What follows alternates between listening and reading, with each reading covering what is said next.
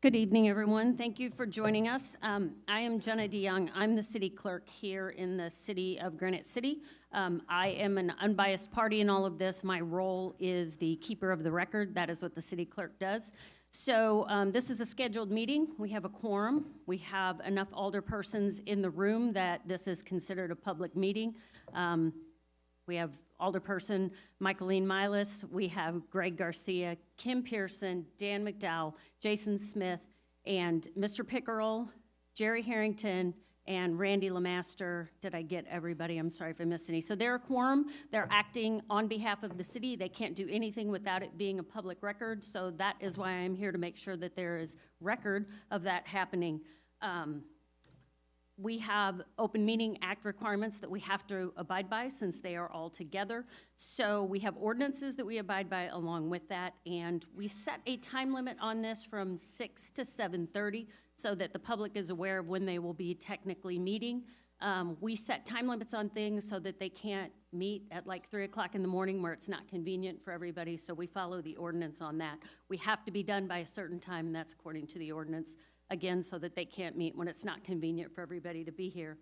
A little bit about the transparency. I believe there were some forms handed out about how to find all of our agendas online and how to watch things online. If there's ever any question about that, we post everything several days in advance, and we put it on the doors of City Hall per the requirement there, just in case people can't get online to look for it. Anybody ever has any questions about where to find those or the minutes from a meeting, just call our office. We would definitely do what we can to help you. One other thing, on the agendas, we saw some controversy that it said data centers, no action to be taken. And I'm going to explain that a little bit because we have requirements that we have on the agenda. When we put that on, it means they're going to discuss it, but they're not going to take any action. If it doesn't say action on the agenda, they're not voting on it. They're only discussing it. So if it says it's an actionable item or there's some motion to be made, then you will see that they're actually asked to take action, to approve it, to deny it, to move forward with it. So I wanted to give a little explanation of that. We deal with these agendas all the time, and there are people now looking at agendas that haven't done that in the past. And we really do in my office try and be very transparent with what's going on in our meetings. So with that, I would like to personally thank the panelists that are here. They're here because at the Planning Commission, which I do not take minutes of that. There's a different secretary that takes minutes for that. There were questions submitted, and because of those questions, these panelists can answer some of those questions, so it didn't seem reasonable for us to be the go-between. We thought we would just bring them right here and let them answer the questions that you have. So a lot of the times we will defer to them because they're the experts, and when they introduce themselves, you'll see that they really are much more knowledgeable about this than me. So I thank them all for coming, and yesterday was the city's 130th birthday, so I'd like to take an opportunity to say yes, yes, yes. It's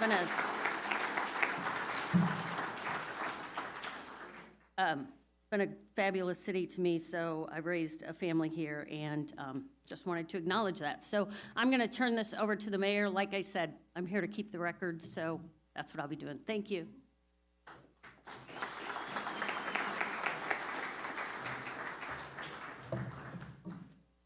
Well, I wish that everything we did got this much attention.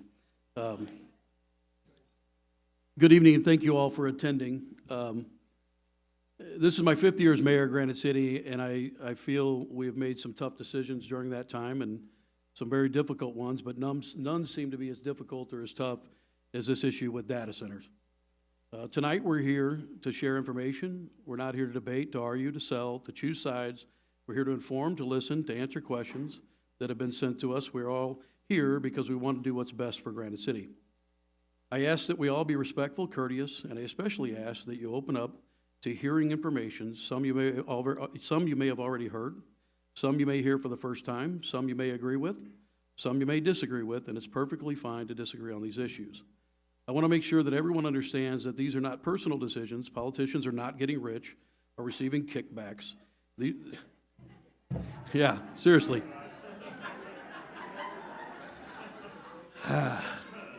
Yeah, everybody loves Facebook, right?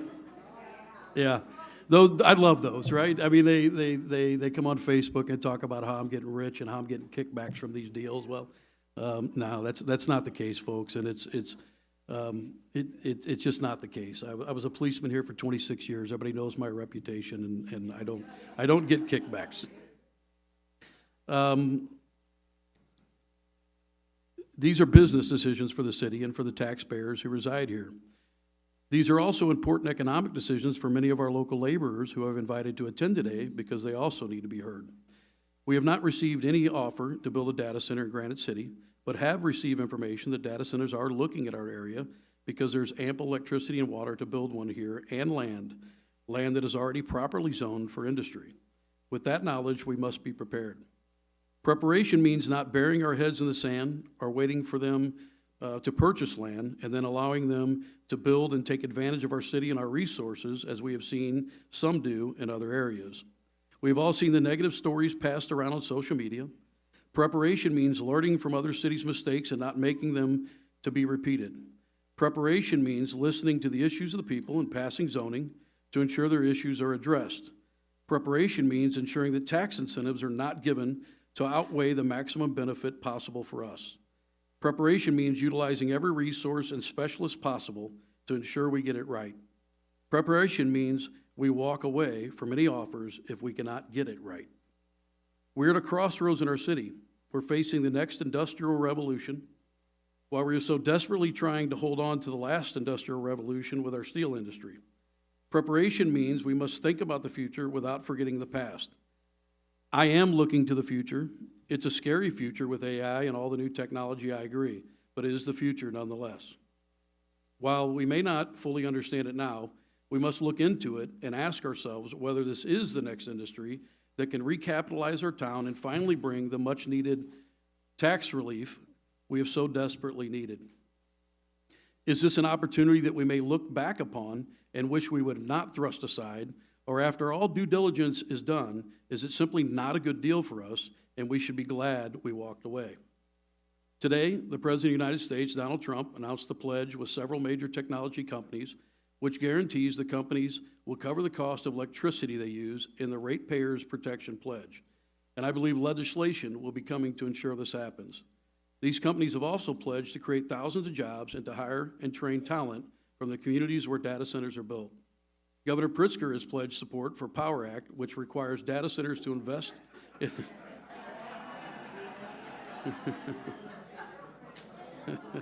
I know you're going to like one or the other, so we got both in here. To invest in their own site clean energy sources rather than relying solely on the public grid. I think we can prepare a plan that ensures these plans will be followed to secure our fears of higher electrical bills due to data centers. I hope all you enjoy the presentation and find answers and resources to answers, that all your questions may be answered that may not have been covered. Thank you all for coming today.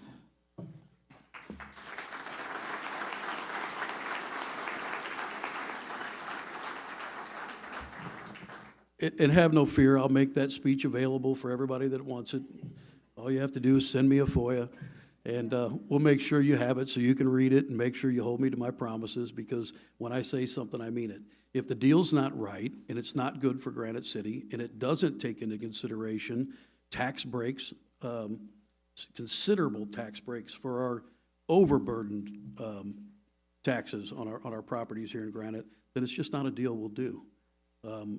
It has to outweigh any additional cost that we may see, and we're aware of that. We've heard you loud and clear, but we have to see it through, folks, to see if this is something that could help us for the future. If it's not right, we won't do it. I've said it time and time again. Folks, I'm going to ask again that this is a business meeting. Please do not interrupt the business meeting and yell out things at the meeting. It's not proper. Let's conduct ourselves professionally here. Thank you. All right, our first speaker tonight is Brent O'Neill. He's the Director of Engineering for Illinois American Water. Brent, thanks for being here.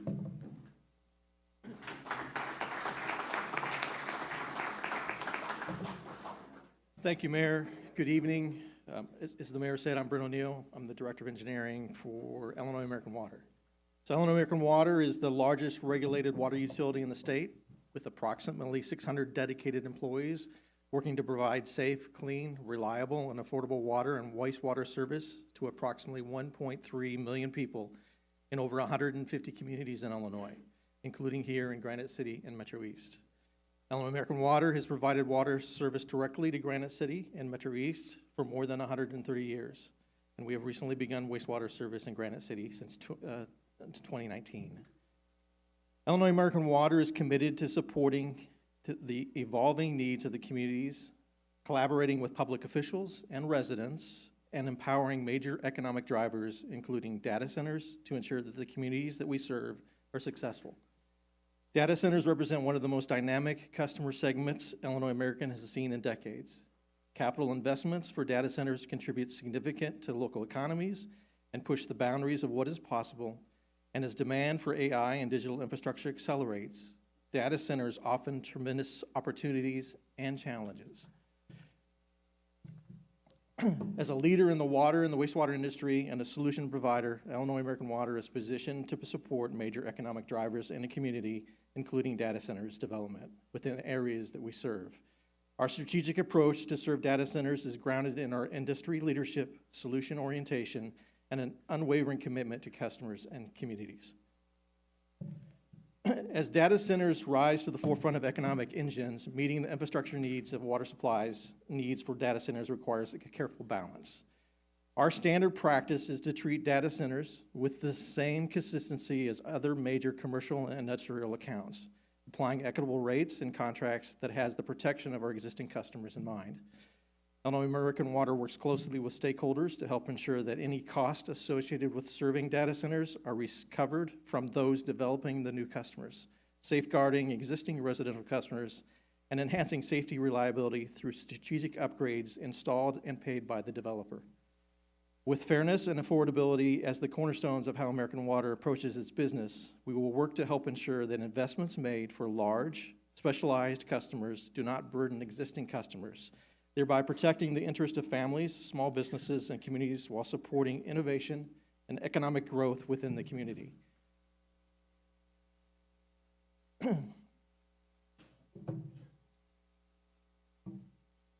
Excuse me.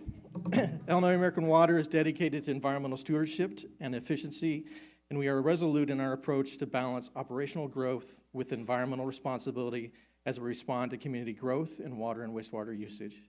The company implements best practices to mitigate risk associated with large-scale water and wastewater usage. And while there may be concerns about the impact of data centers on water use and emissions goals, currently data centers are not expected to be significant contributors to our company's overall economic footprint, given their relatively share of the total water use. In addition, we continue to meet or surpass water quality and wastewater discharge standards set by the Environmental Protection Agency and the U.S. Environmental Protection Agency. Illinois American Water has implemented a comprehensive planning process specifically designed to protect the water supply of our existing customers. Should a data center require more water than our current source or treatment capacity allows, we are prepared to set clear limits on quality and the rate of flow that is available to the new large user, prioritizing the need of our existing customer base and protecting the community's water supply. Additionally, large users like data centers may require to contribute to the system's improvements through through increases to source, treatment, or distribution capacity, ensuring that no negative impact on current customers or the communities. This approach protects our communities while fostering sustainable community growth. Through our disciplined approach, collaboration, and innovation, Illinois American Water is well positioned to drive sustainable growth, safeguarding residential customers, and upholding environmental stewardship across communities like Granite City we serve today. Thank you.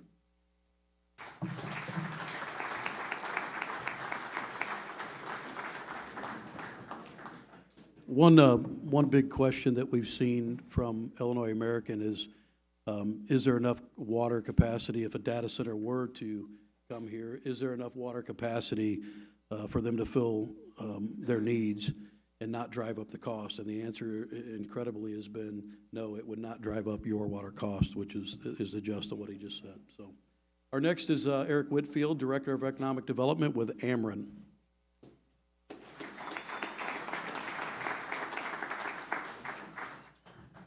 All right. Thank you, Mayor, and good evening, everybody. So I'm Eric Whitfield, and I lead our economic development team at Ameren, Illinois.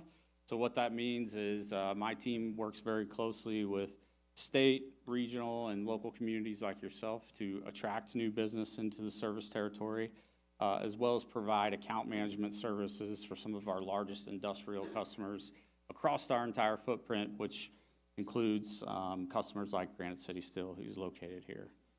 So I'm going to talk a little bit about Ameren. I know a lot of you are familiar, so I won't spend a ton of time on this slide, but we are the state's second largest regulated energy company behind ComEd, who's up in the Chicagoland area.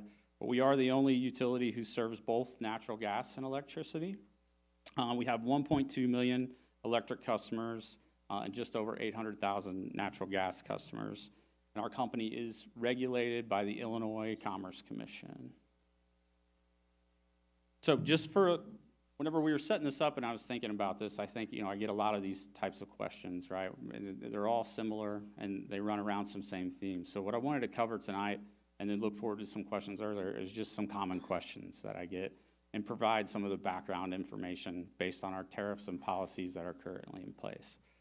And so I'll start with reliability, right, which is first and foremost what we all expect, right? When we turn the switch on, we want the lights to come on.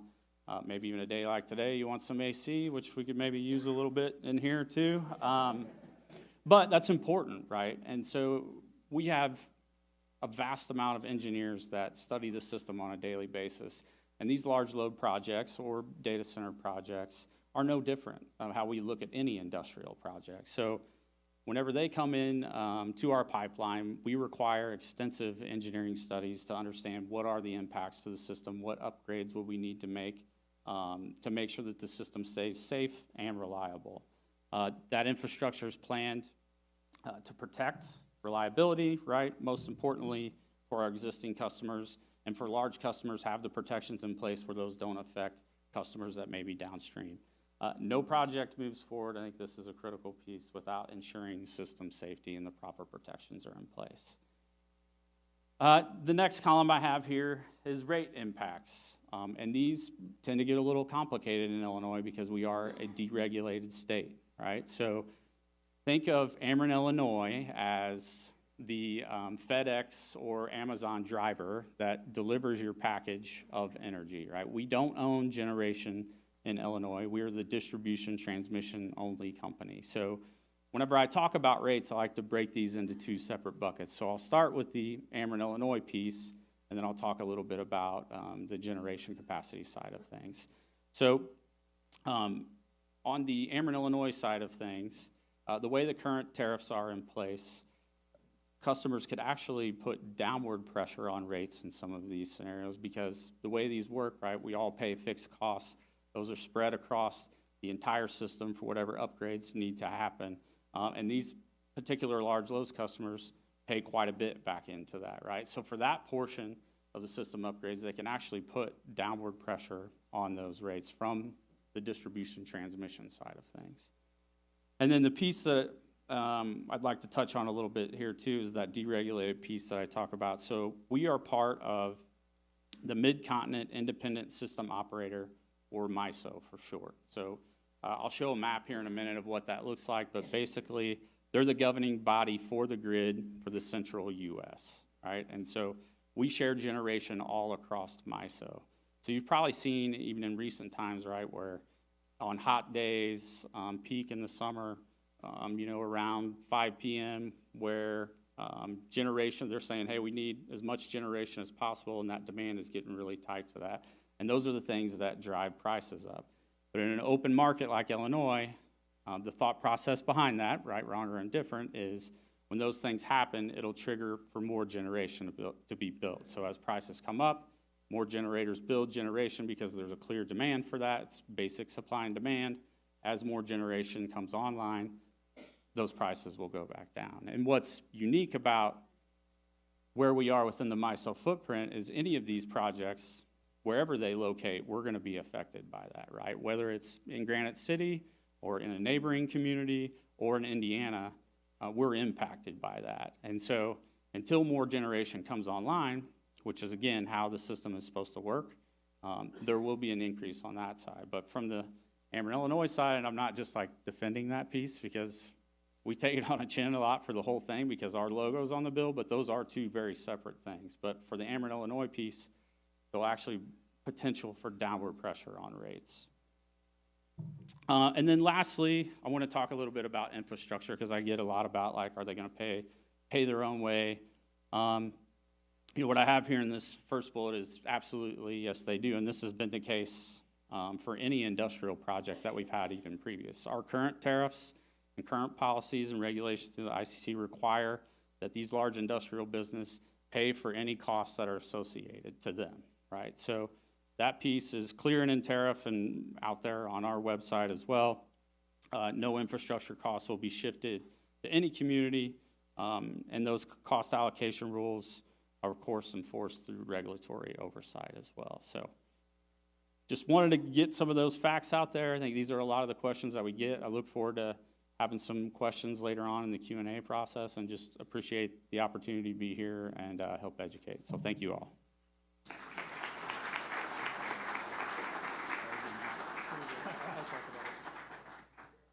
So what he was referring to in the MISO is on the screen behind me. Sorry. The MISO in the light blue there, that is our grid. Any data centers that are built anywhere in that MISO, those costs get shared amongst everybody in that MISO. All right. So if one's built at the northern part of that, up towards Canada up there, that cost is shared amongst all the users in all of that light blue area. So every data center that's built in that MISO gets shared amongst us. If we don't build one in Granite City and they build one in, say, Pontoon Beach, you're going to share in that cost regardless. All right? I want to be clear about that. It doesn't matter where they build it, and they are going to come. This AI is not going anywhere, whether we like it or not. Whether the use of data centers is favorable to us or not, I would presume that most everybody in this room is using a data center, some using it right now, storing this video in the cloud. It doesn't matter. Anywhere in that MISO where one is built, we will all share in the cost of that. One of the things that we really want to show you tonight and watch for it in the presentation is how, if you do have a data center and you can get the right deal, the tax breaks that could come from it can offset that. And it's only going to happen if you have one. If not, you're going to share in the cost no matter what, and there's no way for us to recover any of that for you. All right? I want to be clear about that. And again, if you look at how broad that MISO is, it stretches a long way, and they're going to build plenty of data centers throughout that region. All right. Our next speaker is Tim Keipe and Tim Riedel, President of Engineering and Director of Pre-Construction from Icon Mechanical. Now, I want to tell you a little bit. I didn't really know this about Icon when we started studying all this and started getting prepared for this. These guys are major builders of data centers throughout the whole country. And it's a resource that I've leaned on heavily to learn. They're right here in downtown Granite. They're one of our great investors. They've expanded here in Granite City, but they are a great resource for us to learn about data centers because they build them. So they know more inside information than half the stuff that we've tried to find on our own. So I'm leaning on them heavily to learn and to find out the good, the bad, and the ugly. And if a data center does approach us that gets a land purchase, these guys will be in my office a lot, because if I have to negotiate one of these deals, they're going to be sitting next to me because they know more than some people have ever even dreamed of knowing. So I'll turn it over to Tim and Tim. Thank you, guys.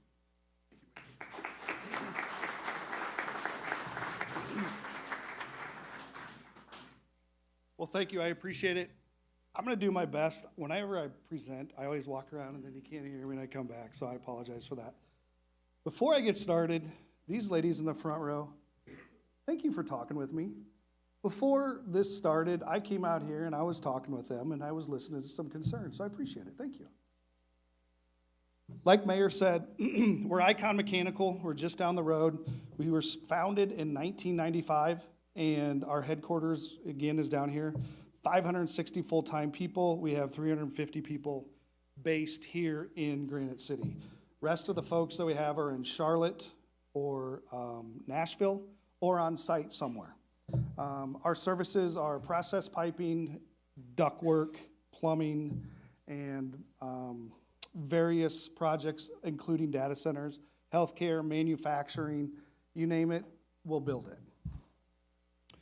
So the big thing that I just wanted to talk about was just kind of getting some facts out there. I'm not going to tell you one way or the other how to vote, how to do whatever, but I got a couple items I want to touch on. So water usage. Everybody wants to talk about water usage. The new design of data centers is a closed loop system. Who knows what that is? Thank you, sir, whoever said it. It's exactly like your air conditioner. So today, you go inside, you flip your air conditioner on, your condensing unit outside runs, and you have your coil on the inside, and that's where your cold air comes out. The piping that runs from inside to outside is refrigerant, and it is a closed loop system. You do not add refrigerant unless you have a leak. It always stays there. That's the new design of these data centers. It is a closed loop system. So you fill it one time, and it should be good unless there's a leak. Talking to the gals down here earlier, there is propylene glycol in this system, 25%. That's peanuts based off of the volume of the water that is in the piping system. It is not, if it does leak out, it will leak into the building. It will go down the sewer drain, but it will not be a tax on the sewer system because of the small parts per million. So, that's just one thing that we shouldn't have to worry about there. And then the last item here is a large data center uses about the same, if not less water than a typical residential neighborhood. They're continuing to use water because it comes out of your faucet and it goes down the drain, where a data center, one and done. So condensate does not equal water usage. Who knows what condensate is? So condensate comes off of your coil. You have warm air blowing past a cold coil, and it condenses. Creates water, and it drips into a pan or a tray. That runs down your piping, and then it goes to your drain line. Please note that data centers do not flush water down the drain, not with this new design. What you're going to see that goes down the drain is the condensate piping, or the condensate for the piping. That comes from the air, from the humidity that we're feeling right now. So there's no environmental impact of that. There's no additional, it's not like you're flowing 1,000 GPM down the drain at all times. It's a trickle. Noise mitigation. Everybody wants to talk about noise, but here's the cool thing. The new technology nowadays, noise is not much of a concern. We have ECM motors, so instead of a winding, the copper windings on the motor, and all your electrical guys are like, this is a moron mechanical. I'm trying to explain a motor, I apologize, but it's magnetic. So it runs more efficiently, it's a lot quieter. The other thing is the compressors are the same way. The compressors on those chillers are a lot quieter. So how many people know of the hospital? Obviously everybody knows the hospital. That has a big mechanical plant associated to it. That mechanical plant has noise. It's got cooling towers. It's got a lot of things that happen, strobic fans on the roof and different things like that. The noise of these data centers is not any louder than that hospital that's just down the road because of the new technology. The other thing that we like to talk about is generators. We got the question earlier today in the other room. There are backup generators to some designs. Please note that the backup generators do not run all the time. The backup generators will run when the power gets disrupted. So when we have an ice storm, we have a tornado, a big storm that blows through, that's when those generators will run. And they will not run for more than 24 hours because power should be restored by then. Now, one caveat. so you guys don't come back at me. They do get tested once a month. They run for about 5 to 10 minutes, but they don't all run at the same time, so it'd be short little bursts, and they just go down the row. Here we go. So, this is my last slide, and ladies, this is what I wanted to talk to you about. Here's the cool thing. You guys are in charge.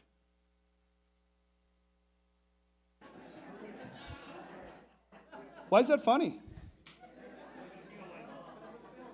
Okay, so guess what?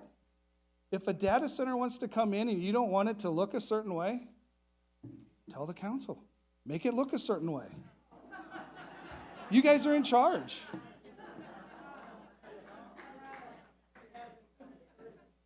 If there's certain infrastructures that need to be upgraded, write that into the contract.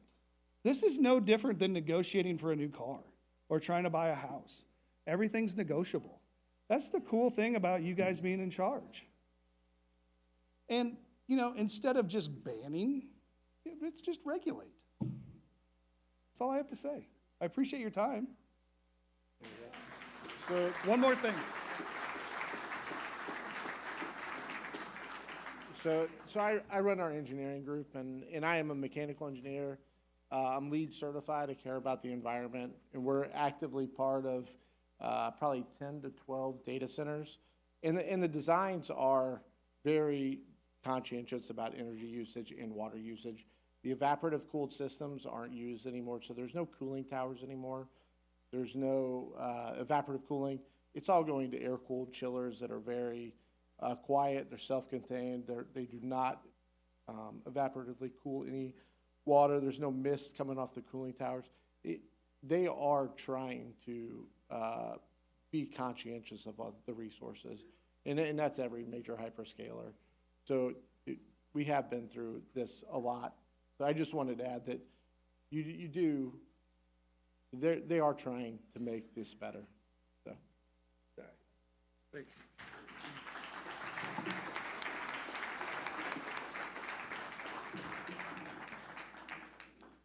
Thank you, guys. Next up is Chris Hankins. He's the business manager for the Brotherhood Electricians. Chris?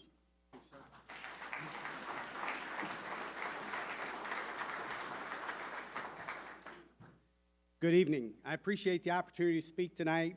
My name is Chris Hankins. I'm the business manager of Local 309, the Electrical Workers Union. I graduated from Granite City Senior High in 1990. Between Granite City and Pontoon Beach, I've lived here for 53 of my 54 years in 62040. Last time I spoke here, somebody said I was a plant, this and that. I want to let you know I live here too.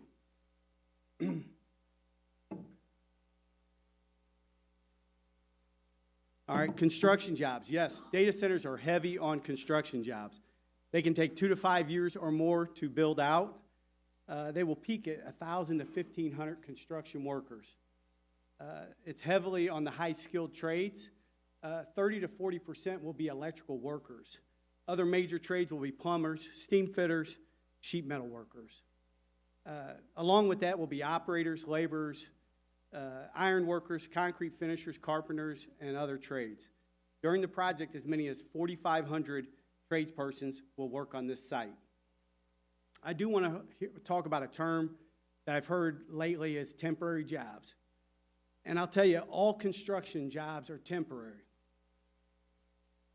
As I've got 1,200 members in my local, 63 live in the 6204 area code, or zip code. We have about 500 building trades people live in this town. These are good jobs for these people. 3/4 of my members are construction guys, and they go to work their whole career stringing one temporary job to another for 35 years. They get to retire with dignity, a good pension, and good health care. One thing we do know is every day I go to work as a construction worker, I'm working myself out of a job. The key is to know we're doing a good job, we're putting quality, we're productive, and the hopes is that customers are going to see our work and they're going to hire us for the next job. On the permanent jobs, after construction, many skilled crafts will maintain the facility. Some of those will be permanent employees for that data center. Others will be contractors, electricians, communication techs, pipe fitters, HVAC, generator, UPS specialist. IT is a big part of this. Building engineers along with security and facility support for that data center. Ongoing construction. These facilities are always upgrading. Think about your laptop computer at home. After about 4 years, it's getting slow, it's outdated. You're going to upgrade it, you're going to replace it with a new one. These data centers will be very similar, but the information they have is more important, and they're going to upgrade them more often. They can't take the risk of having that crash. So they're going to upgrade these about every 2 to 3 years. They'll be upgrading the data storage equipment, electrical equipment, the cooling improvements they can make because that's constantly getting more efficient, battery UPS upgrades, and more. Apprenticeship opportunities. Granite City's always had a great vocational program. Local 309, we traditionally like to have 5 apprentice classes, 12 apprentices per year over 5 years. So we'd like to be at 60. Sometimes we go up, sometimes we go down. It's been really busy the last few years. We're up about over 90 apprentices. With the demand of skilled trades increasing for data centers, other mega projects, we're looking at changing a few things. One of the things we've changed, we used to have, it would take us 6 to 7 months for an applicant to get on a ranked score on our list. 6 to 7 months is a difficult thing for somebody looking for a job. So we've upgraded that as of January 1st, 6 to 7 weeks, they got a score on our list. We have about 400 applicants a year come through. So instead of 6 to 7 months, they've got a score 6 to 7 weeks. We've updated our curriculum. We've moved to our program to 12 months less. So instead of taking 5 years to top out, it's a 4-year program. That's a brand new change also. So the people that are 5 years, they're going to have to work through the system, but as the new ones come in, they'll be journey level in 4 years. With that said, we're getting them on the list faster, we're getting to journey level status faster, and we're looking to possibly take our program to double. So from 60 a few years ago to 90 plus now, we're looking at going up to 192. These are great jobs. Currently, the best program we have is right here in Granite City to prep you for it, and that's the SWIC program, Industrial Electrician Program. Me personally, I went to Rankin. That was the best 30 plus years ago. SWIC, what you got right here, the old North High School for the old timers in the building, will know that. Go there, send your kids there. Great program. Good paying jobs. Most of my experiences with electricians, but a lot of the trades are very similar. I've spoken to the plumbers, the steam fitters, carpenters, and other trades. They're all preparing the same way to handle this, to get more apprentices in the program. These are good paying jobs, hourly wages over $50 an hour on the check. Benefits paid by the contractor also that are worth over $25 an hour. That's family paid health care premiums. That's pension paid. These are jobs you just don't hear about. It's not a 401k. You got to take your money off your check. They're paying it on your behalf. And the compensation is worth over $150,000 a year. So I know there's a lot of talk about temporary jobs. These are great jobs. I encourage you to look at it. I encourage your kids to look at it. Thanks for the opportunity to speak tonight.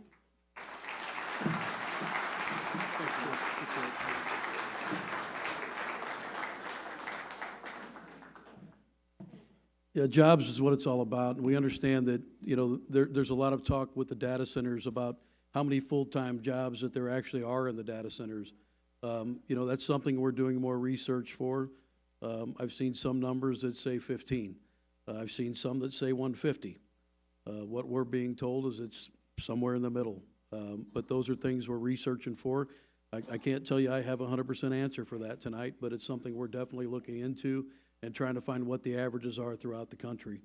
But, you know, it is important, even if a data center does come here and buy property and come to us and, you know, we end up with one, you have to understand that that is a lot of jobs for a 5 to 10 year build-out period for these guys sitting in this room. And that's why I invited them here, so you could understand that there is an economic impact for all these guys, and it's their yearly income that puts food on the table for them. So I do appreciate them being here.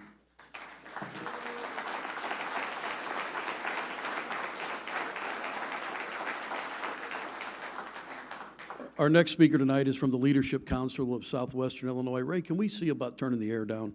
I know this screen up here is very hot. I think I see people fanning. Can we do something to open doors or something? Can we open the garage doors, maybe get some airflow going, please? I apologize for that. It's very hot in here. Leadership Council of Southwestern Illinois, Kyle Anderson, CEO. Thanks, Kyle.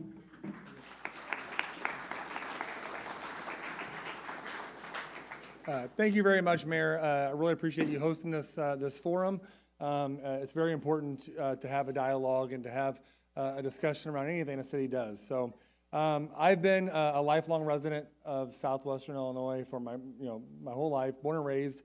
I like to say they're going to put me in the ground here. I married my high school sweetheart. She's in the crowd. We've been married for 25 years, and this may be our last year because this is a date night. And so I think I'm kind of done for, but thanks, Jamie, for being here anyway.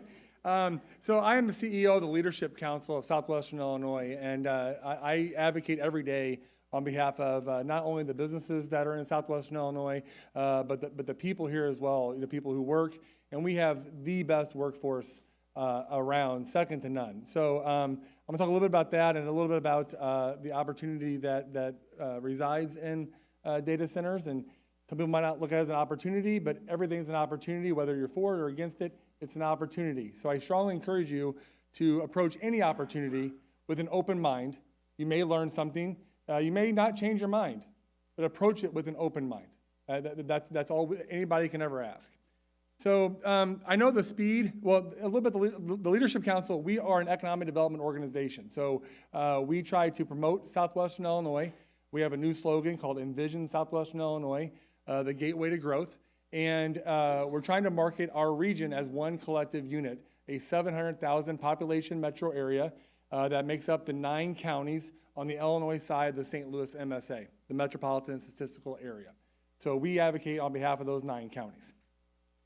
I know the speed at which data centers have approached us, have approached the entire country, are at a very high speed. It's moving fast. It's moving faster than I think anyone could have predicted. And we totally understand that. But it's still an opportunity that we have to look at, analyze, and figure out if it is for us. So data centers are the factory for the next digital economy. Everything goes in there. Everybody has a tool that is linked to the data center. So however fast these are approaching us, the changes to data centers are happening just as fast. So the gentleman from ICON did a very good job of explaining how quickly these are changing. I'm not sure if it changed when you guys were up here, but changing the cooling system, changing, like that. And it's going to continue to happen. That's why anything that ever happens to your city or your county or your region, you advocate before it, during it, and after it. So too much to their point, you always have a voice, you always have a say. So those changes are happening very quickly, and I do believe that you can negotiate a package around a data center that is much more beneficial to your community than data centers in the past. One overlooked aspect of data centers is we are a primary civic partner to Scott Air Force Base. Scott Air Force Base is a $12 billion economic engine for our area, $12 billion economic engine. And data centers are definitely a national security concern. We do not want all the data centers to reside in foreign lands, and they're building them like crazy. Like crazy. It'll make your head hurt. So it definitely is a national security concern. The maps, the data that we used for our recent strikes, that resides in a data center. So the men and women flying those airplanes, that's a data center. So it plays a vital role in the national security that we have. Okay, so this is a little overview. I'm gonna just skim over this. This is an overview of our St. Louis region. We are a $210 billion economic engine with a 2.8 million workforce, our population, and a 1.5 million workforce. The average wage is about $64,800 a year. That's a very decent wage. We have a very strong sector in the manufacturing sector, as well as the logistics and distribution. I think you're all very well aware of that. I want to highlight also that we have aerospace and geospatial as a growing economic sectors in our region. So aerospace is growing rapidly with Gulfstream, Boeing building the MQ-25, which is a unmanned autonomous refueling UAV or drone, which will be flown with a data center. Then you have Westar Aviation in East Alton, Illinois as well. So we have a wide variety of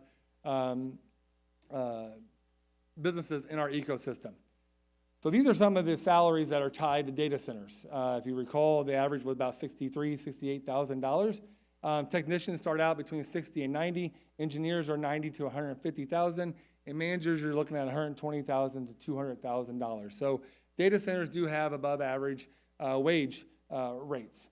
So this slide here goes back to what I was talking about earlier as far as looking at as an opportunity. So this opportunity is just a data center, but you can make it more. So a recent study by the Brookings Institute, they're a think tank in Washington, D.C., nonpartisan, non-industry, there's a think tank. They're paid to go in and think. So they're a data center before machines took it over. So their job is to think about this. And what they found, and I can show you the study, I can email it to you or whatever you want to do. Their study, and my wife loves, I read this stuff all the time. This study right here says, if you're afforded the opportunity for a data center, negotiate. Don't just negotiate on the data center itself, but a community around that. So you're looking at tech companies, cloud AI firms, suppliers and contractors, fiber and telecom infrastructure as well. So try to create that and make that a technology ecosystem. So the local economy, we don't want to miss out on this iteration of technology. Am I saying we want data centers all across the world, and just make that our whole landscape? No, no one's saying that. We want all moderation. But we want a diversified economy with sectors, businesses in every sector. And so I do not want to miss wholeheartedly on a data center as part of the technology sector. So I'm going to hand over to Mayor Parkinson. Thank you. So Kathy Hamilton is our economic developer, and I think the biggest question, other than the utilities, right, is how does this benefit us?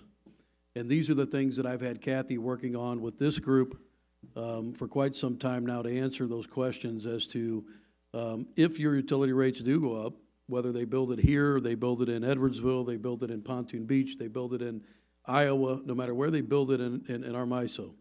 If our electric rates do go up, and it's beyond any of our control, nobody in this room can control that, right? It's the open market.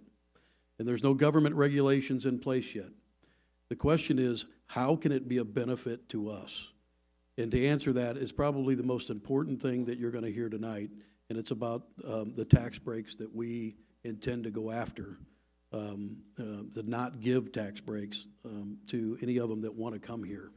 And that's the negotiation, and the biggest part of the negotiation, along with protecting us from the things that we've heard that are the bad things. But please pay attention to this part. A very long time a mother of a friend of mine is in the audience, and that was the one concern that she had was on a fixed income, and our rates go up from electricity, how do we benefit from having one here? And Kathy's here to explain that to you and what we feel that we can negotiate. And again, remember what I promised. If it's not a good deal for us, we won't do it.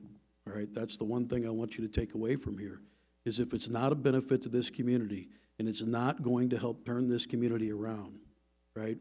We all still applaud the fact that our steel mill is open, right? Everybody was happy that all these guys went back to work, and I look out my window every day and I see smoke coming out of the smokestacks, and I see the thing churning, and I see it getting ready to go to produce steel. I see more trucks coming. That's more jobs, more money for our community, and it's more security. But I'm not secure enough to know if it's gonna last more than the 2 years that's been promised, right? So we have to open our eyes and look for other industry. Whether this one's it, I can't tell you that. I don't know yet, right? But we have to explore every option to diversify ourselves, which is what he just talked about. Diversification and making our portfolio more diversified so that if that steel mill would happen to close in 2 years, we're not going down the drain with it, right? I don't know whether the data center's it. I promise you that. I don't know that yet. That is still up for debate, and it's going to be the brain trust that we've assembled here today, helping trying to negotiate something if and when that offer comes our way. And I'm going to rely on these people heavily, that if we do have to negotiate a deal with somebody that purchases land, because we do have land that's zoned correctly. Kathy's going to talk about more of this, but please pay attention to this portion. It is probably the most important part of the questions that you've submitted to us since the last meeting. Kathy Hamilton.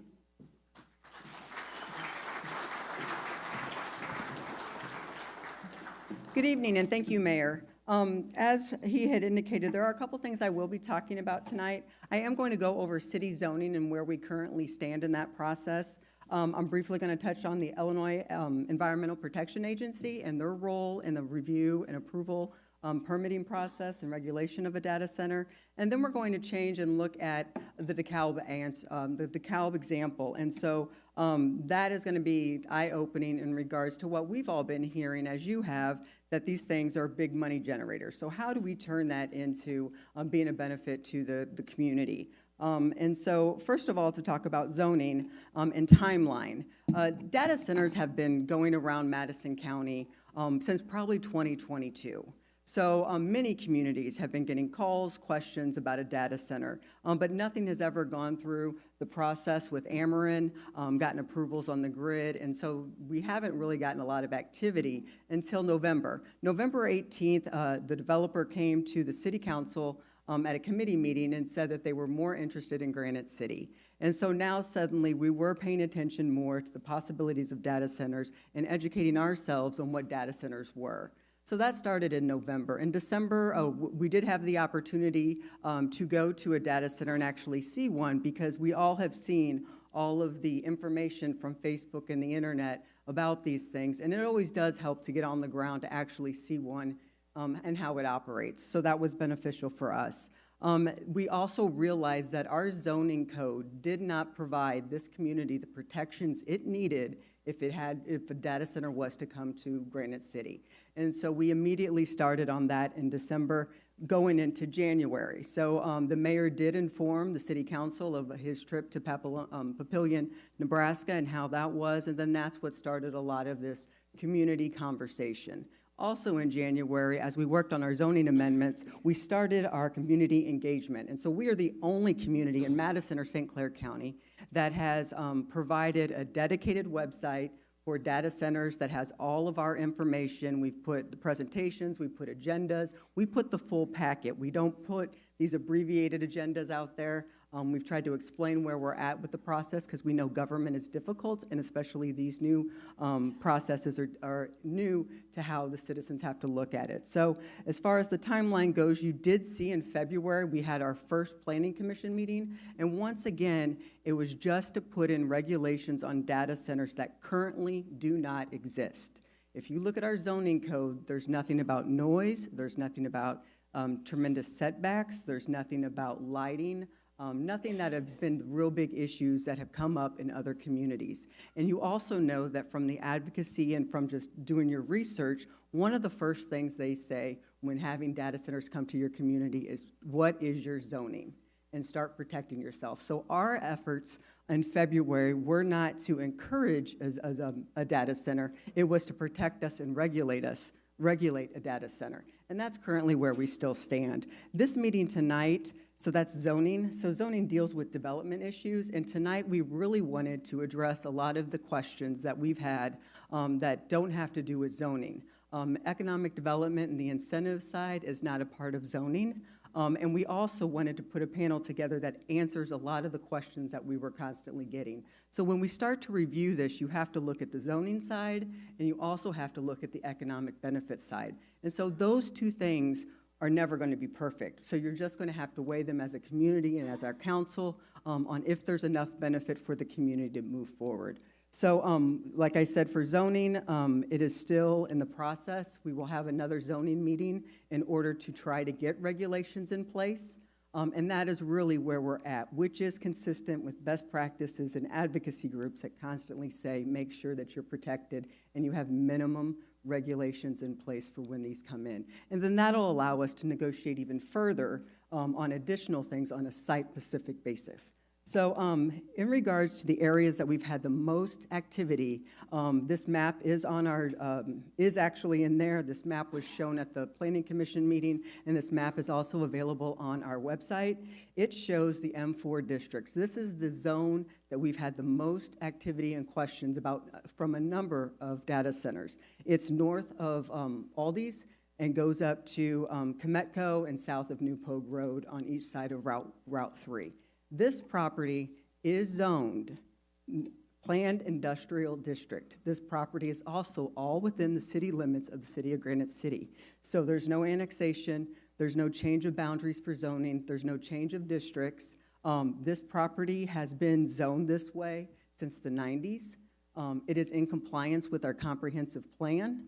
And so it has also been targeted for heavy industry, from an ammunitions plant to a railroad yard to now we had some biodiesel plants that were out there. So this property has always been targeted as an industrial for over 30 years. But what it didn't have is any additional regulations. So all we're trying to do is put noise requirements, put light requirements, put all the requirements in that we have been hearing that are difficult for communities to assess. The Planning Commission. The Planning Commission is a citizen board that holds the public hearings and makes a recommendation to the City Council. That is their role, and that's what they do. They will continue to serve in that role. We are not changing any part of our process as it goes with review of these. It's staying exactly the same. And so when we have another Planning Commission meeting, once again, the Planning Commission will hold the public hearing just to receive citizen comments and make a recommendation on what you've heard was Article 17. Should we get a project or a data center project, it goes back to the Planning Commission. There is notice to people around within 200 or 300 feet of the property by mail.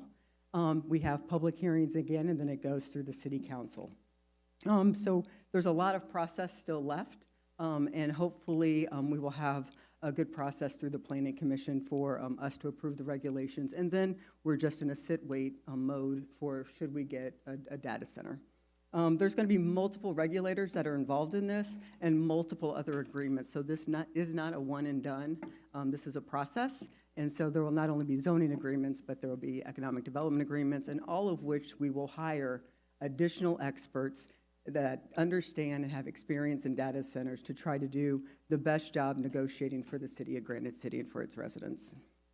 I did invite the Illinois Environmental Protection Agency because a lot of your questions were about the areas that they would permit. The city is not a regulatory agency on those fronts, but they said they could not attend because we did not have a project. So otherwise, they would have been the people, hopefully, that could answer a lot of the strong environmental questions that need to be answered. And everyone wants a center that is regulated and is proper and is not causing challenges to the environment. But what they did say is data centers must obtain the appropriate permits to ensure compliance with statutory and regulatory requirements.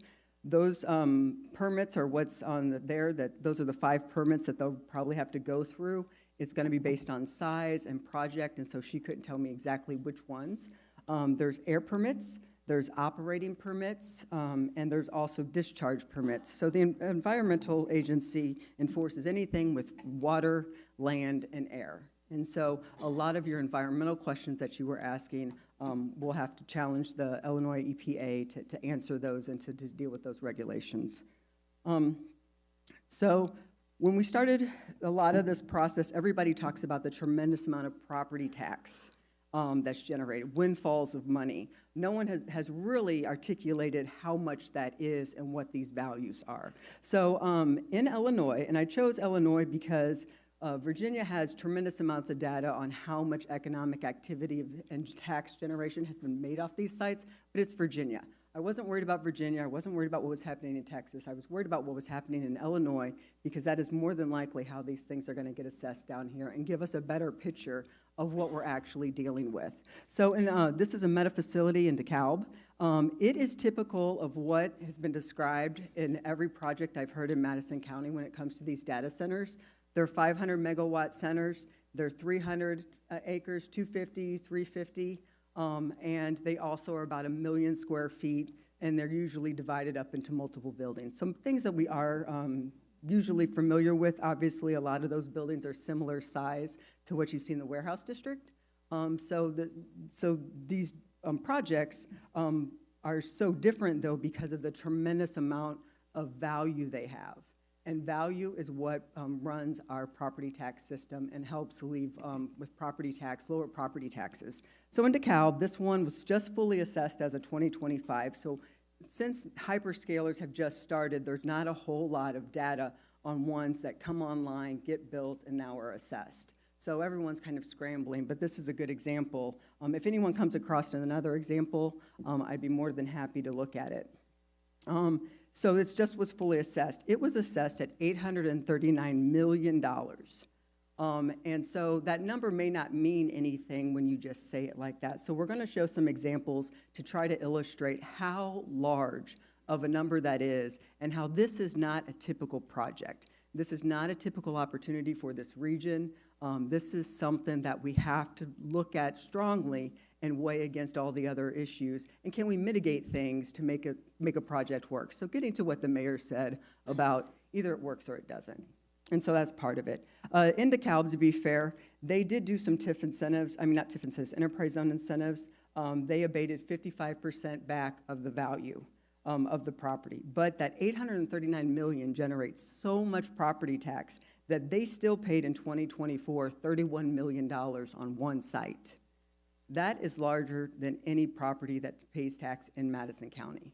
So these things are tremendous, even if they're discounted. And that's really what it's going to be. I constantly hear these are net zero gains, that they don't make any money. If you do a deal like that, you're correct. If you do a 20-year TIF deal and you do what it's called delayed benefit, you'll get the benefit after 20 years. You'll get the benefit after 10 years. Then you're correct. However, Mayor Parkinson, when this first started, said from the beginning that this has to be a benefit to today's residents, not 20 years from now. Today's residents have to benefit from this, and that is how we're going to have to structure our property taxes in order to push that down and lower our property taxes. So, and I'll get to the explanation of that. So here's a first example. If that acreage, 257 acres, was a city, it would be the third largest city in Madison, St. Clair County. It has so much value that it is more valuable on 200 acres than the city of Collinsville, than the city of Belleville, the city of Fairview Heights, the city of Granite City, and the city of Alton. So one site has so much value, and you know how your house value, and you know how when we've talked about other communities, oh, they have low taxes because they have lots of commercial, or they have lots of expensive houses. Value is the one thing that drives our property taxes, and this thing is huge. So if all of a sudden Granite City was to get a data center, we go from 6th position of most valuable community, property tax-wise, to number 1. So it's something that if something twice the size of your city comes in on 250 acres, you need to take a look at it. Just another thing, so we did pull the top 20 taxpayers in Madison County because there is a lot of discussion on retail, industrial jobs. What is our economic strategy and which one we should go for? And some of it just comes down to what we are as a county. So once again, you can see a data center up in DeKalb is $839 million. It is larger than all of our heavy industry. And so you can see Wood River Refining there, U.S. Steel, Premcor, and Suncoke. the data center is twice as much, 3 times as much on than some of these other industries. But it does point that the base of Madison County is an industrial community. The next one is just the warehouse district. In the warehouse district, you add all of the warehouse district up, and you still wouldn't really touch the value of a data center. So once again, Madison County is built on industry. It's built on heavy industry. It is the one thing that has made the most property tax money for a long time. I mean, we know U.S. Steel has been around for 100 years. Refineries have been around. This is basically the backbone of Madison County. Mayor Parkinson alluded to it a little bit earlier. Once again, this would be the last slide showing the scope. But a data center is $839 million. Our next two largest taxpayers for property tax is U.S. Steel at $94 million and SunCoke at $39 million. So once again, you can see the tremendous amount of value and the tremendous amount of size for these projects in comparison to something that we've had for a long time. Sure. I think what's significant to point out here is when we were talking earlier about the uncertainty of U.S. Steel and the subsidiary companies like SunCoke that go with it, not knowing what the future entails for that, and we all hope for the best, and as I said earlier, we're glad they're pumping out smoke again, but if we would lose one of those companies in the next few years, we would be in trouble. We'd be looking at major cuts in the city. We'd be looking at laying a lot of people off. A lot of your services wouldn't happen. And, you know, you would be looking at possible tax increases on top of everything you're paying already, which we know is too much, all right? So with the income from a data center, fully taxed without any incentives, we can withstand the loss of those companies. Nobody wants to see that, but that is the hedge of the bet that we're talking about. If it goes downhill, bringing in a company of this size with those kind of numbers, again, makes Granite City more valuable than Edwardsville. If you look at the bottom of that slide, it says 1,000 new targets. If you built 1,000 Target stores in Granite City, it would equal the value of one data center. So when you think about the economics of our city and the future of our city and what we can bring here, if that offer comes, we have to give this serious consideration because of the dollar amounts we're talking about in property tax. And Kathy's going to get to the rest of that, which is the incentive next.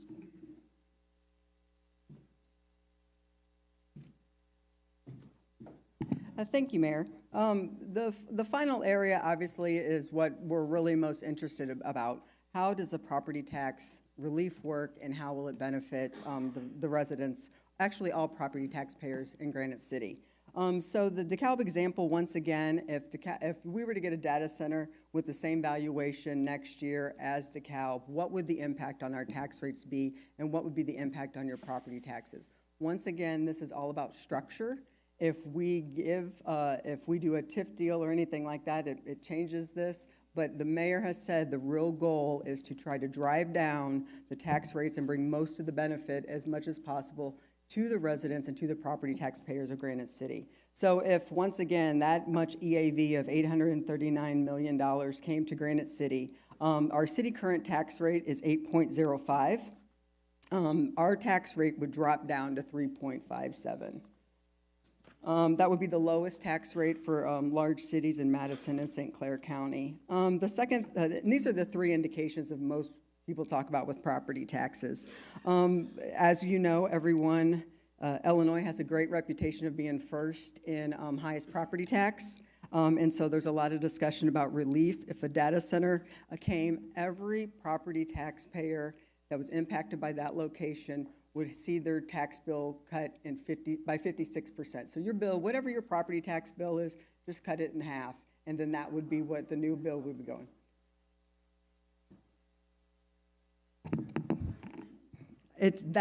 If you have data on that, please send it in. If you have any data on that, please send it in. And I think we really need to discuss about location.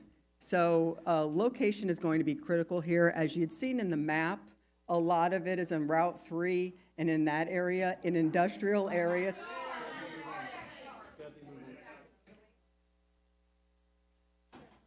So we'd like to go ahead and I'd like to continue because this is important, because some people do want property tax relief. Not everybody is against a data center. And so I think the information is important to get out. Once again, the data center, the lower tax bill, you'd have a tax bill reduction of 56%, so your tax bills will be cut more in half. The other three indicator that many people look at is just the tax burden. So who is paying the cost of services on the property tax side? So currently, the residents of Granite City pay 61% of the property tax burden for the city of Granite City. If a data center was to come, that tax burden lowers down to 22%. And so basically, the data center, your commercial districts, and your other industrial is supporting and is paying for 78% of the cost of government. This is not just a city issue. You also do have to remember that there are other districts that are going to be significantly impacted by the location and benefit from a data center or that much EAV coming on. So you look at districts like your Park District, you look at your Library District, they are completely dependent on property tax, and this is going to be a real big impact for them, a positive impact for them. So Mayor, I think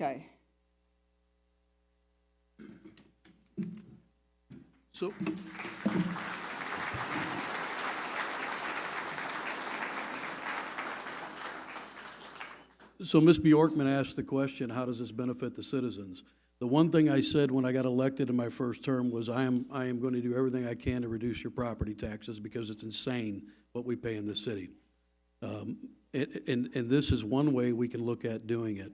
I'm not saying it's going to happen. What I'm saying is if we can get the right deal and we can bring this type of tax revenue to Granite City, one, we will become the wealthiest city in Madison and St. Clair County, and two, we believe we can cut your taxes, your property taxes in half on what you pay right now. With that savings, if they build data centers elsewhere in the MISO, we're hedging your bet on that the amount that we will save you in taxes will far exceed the additional cost that you may pay in utilities. And that's the only way that we can protect you from those costs, because they are going to build them. It is going to happen. The attack, the war that we're in right now in the United States, a lot of the stuff that happened on day one was all run from data centers. This is not going away, folks. This is the new industrial revolution. So please, understand the process and understand that when our zoning board gets together, they are putting protections in to ensure that the data centers can't do what we've seen in other videos from other areas. They're not making it easier for them to come here. They're putting those protections in that you all have asked for. So it is a process. I don't know whether this will happen or not. Again, we do not have an offer, but we are preparing for that. We are looking at the positives and we're looking at the negatives. They're not all rosy, right? There's no disputing that. But the locations are on the map that Kathy had shown, that we know they're looking at, and I'll go back to that.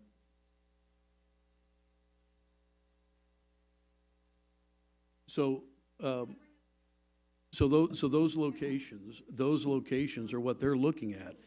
Again, as Kathy stated, they've been zoned that way for many, many years. We didn't change the zoning on them. That's what they've been. So they have a right to try to purchase those, and they have a right to put something there. What we can do is make sure that if you live 200 yards from there, that we have the proper buffers so it doesn't intrude upon you. Some of these companies I've seen, if you live that close and you don't want to be a part of it, I've seen these companies actually make you a pretty substantial offer to buy you out. I'm not saying that's the best option, but that is something that they've talked about. So again, this will all come through negotiations if we get an offer from a data center. It's been my job to make sure that we keep you up to date on what's going on in the city, and that's what this meeting tonight was about.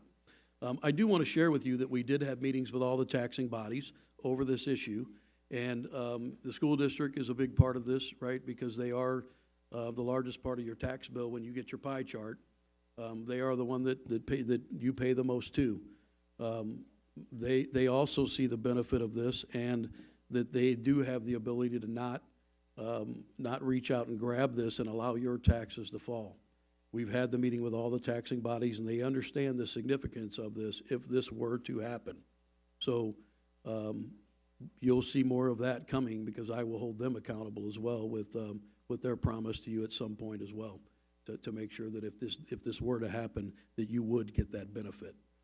That's been my goal as mayor, is to find ways to reduce your taxes and maintain jobs in this city and protect us for the future if that mill closes its doors, and God help us if it does, and we don't have other resources. So folks, I have to take a look at this, whether we like it or not.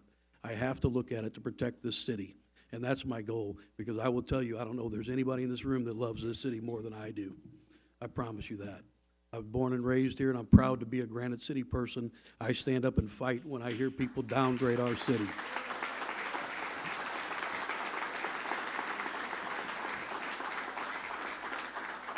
And I'll continue to fight for this city, but we're going to do it the right way. If it's not good for us, we won't do it, all right? We also have a commitment to unify all of our taxing bodies, to get everybody working together, because one of the things that I've seen in the past was our taxing bodies were not working together. We have a commercial that runs at the movie theater. Some of you may have seen it, so bear with us, but it kind of goes to what we're working on right now with the other taxing bodies, to make sure that we're all working together and making sure that the money that they do get from you in taxes is being spent on things that do help the city. So let me get to this video, and then we'll get to some questions. Somebody help me out here.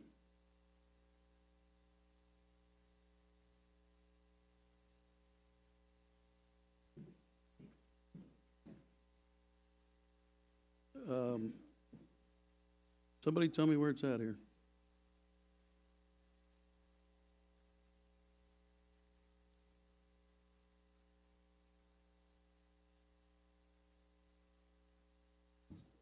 It's gone. There you go. Volume. Is building in Granite City. All of our partners are working together, and we've all stepped up in big ways. Every day, new ideas, new programs, and new partnerships. We're moving this city forward to better serve you. Every child deserves a head start. Together with Dolly Parton's Imagination Library, the 6 Mile Regional Library District is delivering books to over 500 kids a month. We've given every Granite City High School student a library card. And with Madison County Transit, we've kicked off Earn a Bike to keep kids reading and writing. We're giving your family more places to play. Check out our new pickleball and tennis court complex in Wilson Park, or take a stroll through Siva King Gardens. And be sure to check out our new Universal Playground, inclusive play for children of all ages and abilities. We restructured our K-6 schools for better use of space, resources, staffing, and help families with their morning commutes. And outfitted the high school with new tennis courts and science labs to elevate both academics and extracurriculars. Here at SWIC, we're helping Granite City step back into its role of being a leader in manufacturing, skilled trades, healthcare, and transfer degrees. Enrollment in industrial trades is booming. Our students are gaining great jobs, businesses are gaining talent, and we're ready to retrain our local workforce, including our steel mill workers, to keep them working and thriving. And with partnerships through Gateway Regional Medical Center and Anderson Hospital, our health science programs are preparing the next generation of healthcare professionals. Through federal and state grants, Metro East Sanitary District and the city are upgrading its infrastructure. New box culverts on Johnson Road and St. Clair Avenue, and relined pipelines at the intersections of Jill and Myrtle Avenue. Are improving stormwater management efforts and helping to keep our roads flood-free. Progress happens when we all work together. I see leaders stepping up to create real momentum in the city we love. We're fixing it all, and you're welcome. Best pickleball players ever. You're welcome to join. So those are projects that have been collaborative efforts. We have a wonderful person that writes grants in this city named Paula Hubbard. Paula Hubbard was brought in by our administrator. Please, yes, by all means. Paula was brought into our administration early on because we saw the need for grants that weren't being written here in Granite City. And a lot of these have been collaborative efforts between us and the other taxing bodies to get these things done. None more important than that new apparatus over at Wilson Park that is an all-inclusive playground so that kids with special needs can go to the playground just like every other kid, and it's very important.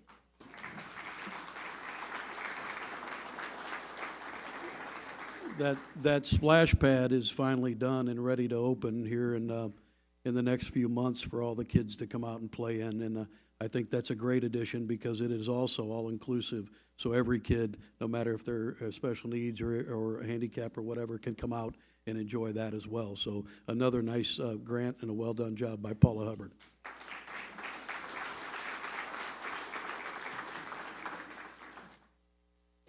Working together is the goal, right? And we all have to work together to see this whole thing through, whether it happens or not. I know there's a lot of people in this room that are adamantly against the data center. You know, the jury's still out, right? We don't know. But I think that if we can get it right and we can negotiate a fair contract and a good contract that addresses 99% of the needs and 99% of the concerns, and you all can finally, after years and years and years of being pounded with property taxes, if the reduction in property taxes outweighs any of those additional costs, it's a benefit to you. So we will keep you informed of the progress of that. I will tell you that there are data centers going up in other areas that we don't even know about, and that's not how I operate. I run these meetings regularly. People ask why we do it, why we make these commercials at the movie theater. It's to keep you informed. It's so that I can stand here and tell you the things that we're doing so you don't get misinformation on Facebook. You know, I see all the time that, you know, we're trying to change the rules to enhance getting data centers here. That's not accurate. We're changing the rules to ensure that the problems that you guys have seen on the internet are being addressed before they get here. And we're putting rules in place that we can address it when they finally give us a plan, if that day ever comes. So bear with us. We'll keep you informed. We'll be informative. We'll have more meetings like this. And I'll open it up to the questions. Kathy, who's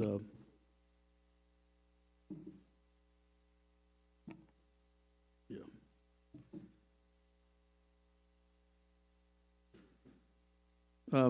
Do we have the infrastructure to handle the electric and water for the data center?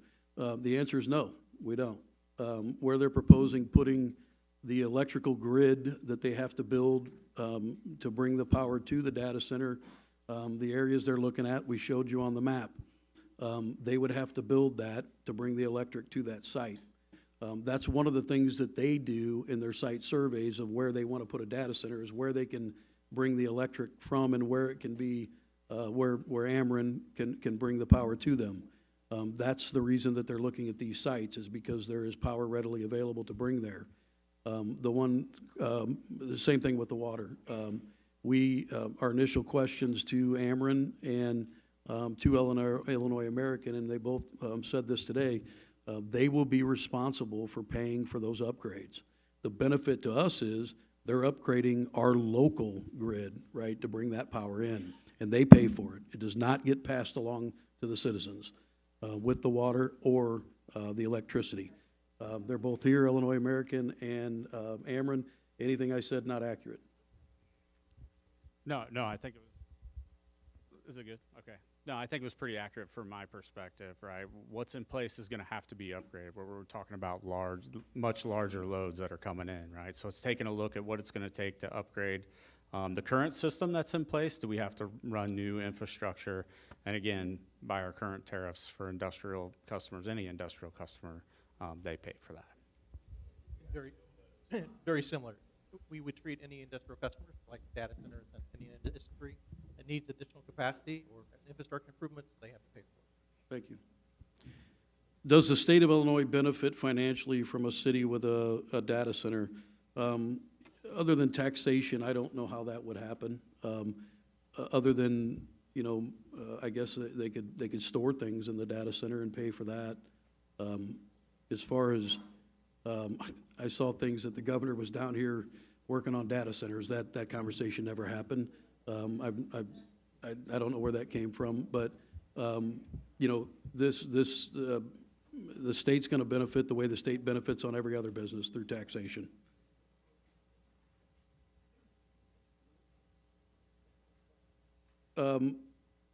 First question here: how can you guarantee Granite City residents will get the jobs to build the data centers and not union members from different states?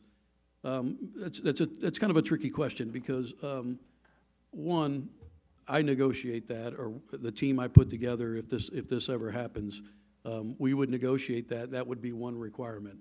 These guys aren't sitting in this room because they don't trust Mike Parkinson to try to get them jobs. I promise you that. I will look out for our people. I will look out for our workers, and I will do everything I can to get the workers located right here, the jobs first. Now, with that said, thank you.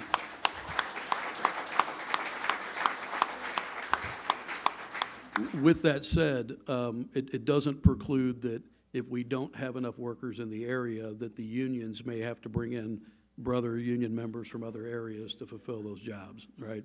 But our goal is to make the contracts say that they have to hire our workers first.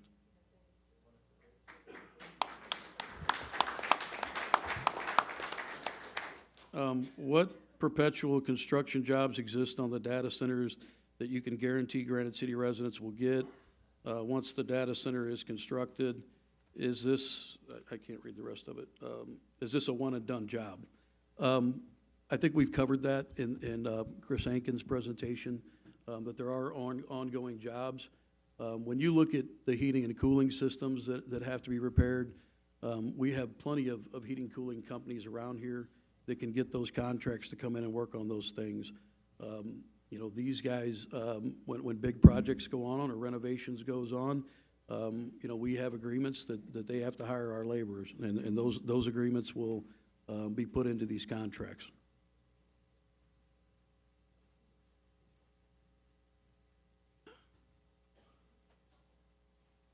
Can you talk about backup generators?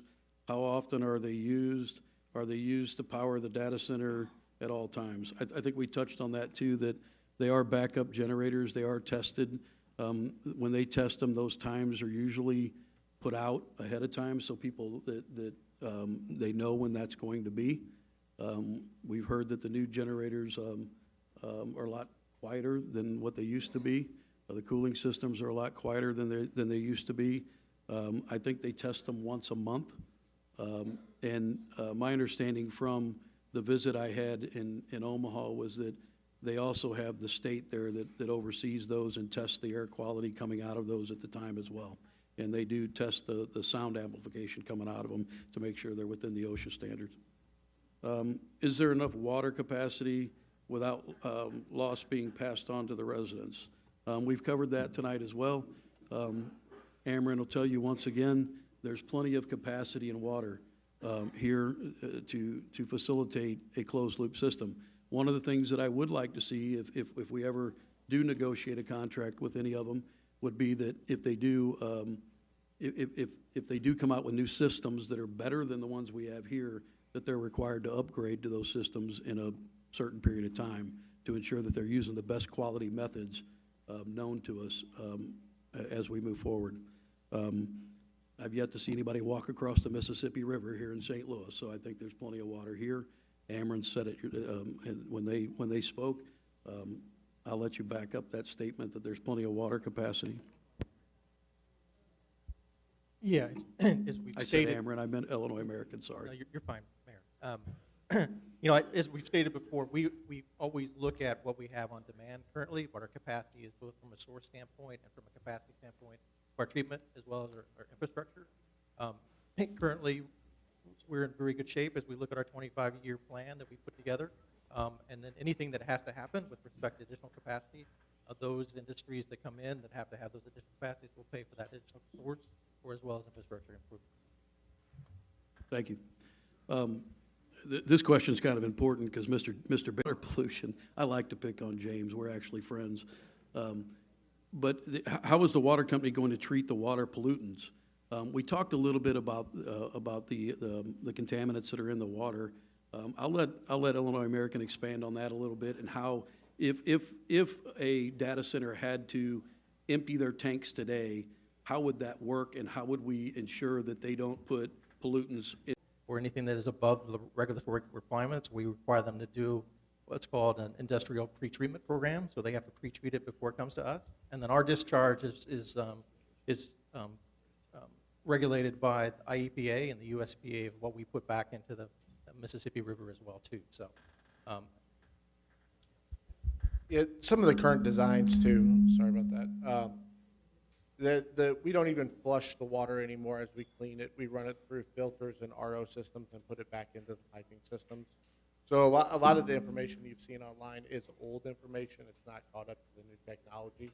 So the concern there is very, very minimal. I mean, you're talking about a welded pipe breaking, and I know there's some pipe fitters in here, and that just doesn't happen here, right? So the technology has caught up to that. A lot of the questions that have been submitted on pollution, with the IEPA not being able to attend, we will try to get some answers to those and try to get those out. Those are questions better served for IEPA. We did try to get them here. I also did invite state reps and. There's no processing in this facility.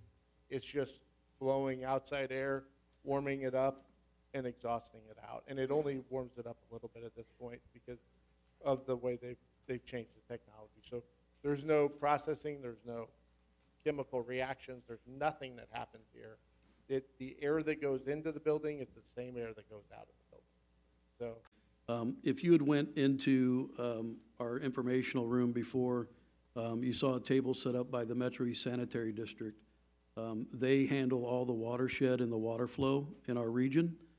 They handle it all the way through St. Clair County. It's miles and miles of waterway. They will be involved in every aspect of any offer that ever comes to us. They will be one of the first people that are there to ensure, but Metro East Sanitary District will be greatly involved in any negotiations if we ever get to that point, to ensure that the water runoff from the concrete that would be put in there and the buildings that would be put in there would be handled correctly to ensure that there's absolutely no flooding. I think we've covered long-term water use.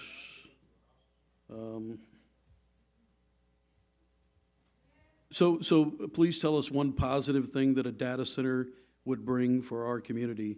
I think that's a question that I won't duck.